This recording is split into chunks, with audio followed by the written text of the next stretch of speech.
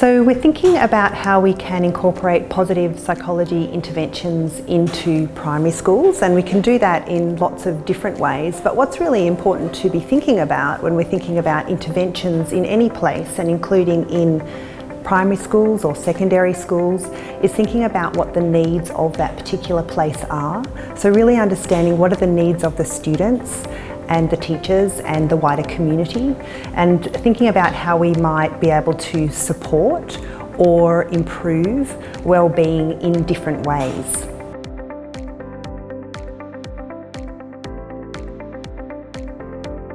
I think it's important to think about the enabling environments that we create in schools that make the best conditions for interventions or wellbeing programs, for example, or individual activities.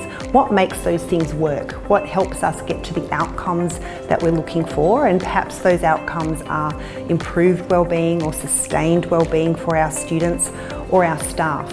What are the conditions that enable those wellbeing outcomes? And we need to be thinking about how we can be supporting the competence, the autonomy and the relatedness of people. So what I mean by that is that we need to be supporting opportunity for personal growth, to be recognised for the things that we're doing well.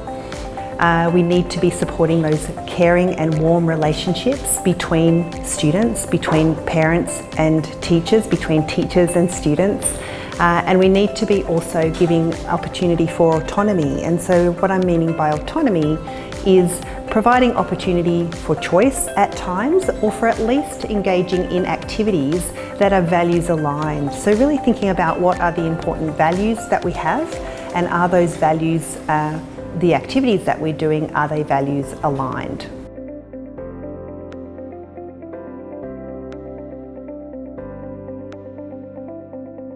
If we're thinking about teaching about wellbeing in schools, or we're thinking about positive psychology interventions in schools, it's really important for us to be thinking about the context. And that might look at a number of different factors, but one of the important factors in context is cultural context. So what happens in an Australian school might be quite different to what happens in an Indian school, because we need to be thinking about that cultural context and what is suitable and most helpful in those different contexts.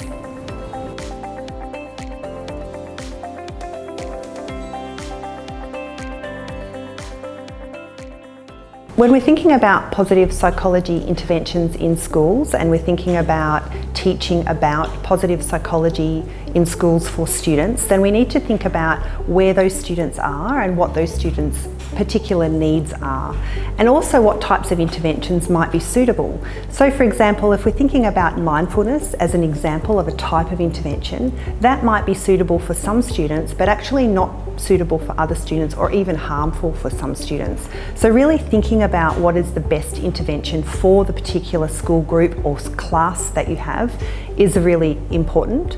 Drawing on the research and the literature to see where the best interventions are, but also really engaging with the teachers and the schools to really understand what the needs of those students are, is a really important starting place to be thinking about the types of interventions or the types of positive psychology activities or the wellbeing programs that you might be doing in the school.